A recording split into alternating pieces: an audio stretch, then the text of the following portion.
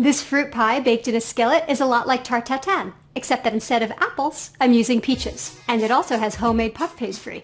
This recipe starts out like any other pie crust. You have your flour and your salt, and then you add frozen cubes of butter.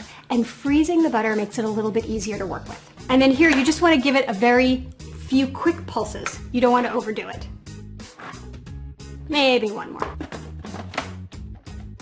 You don't want to overwork this dough. You want to make sure that there are distinct pieces of butter, and even if it's still a little bit floury, that's okay.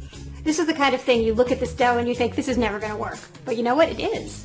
A little confidence. That's all you need. After the dough comes together, you want to do what they call fold it or turn it.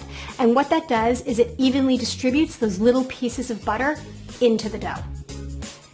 So you want to do this turning and folding 4 or 5 times. So that's the turn. They always say fold it like a letter, like you're folding a letter.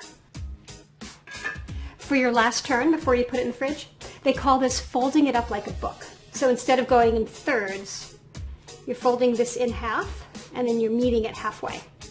It's actually like the dust jacket of a book. So you've just made your puff pastry and now you're thinking, what, you want me to make homemade caramel too? And yes, I do, but it is completely worth it.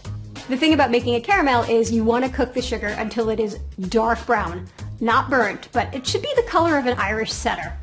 The lighter the color, the sweeter it is. But a dark caramel, now that's where you get your richness. That's where you get your powerful caramel flavor, and it's also a lot less sweet.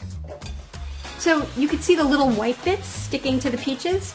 That's just some regular sugar and also a little bit of instant tapioca, which helps thicken the peach juices. And then I also added a vanilla bean and some cardamom.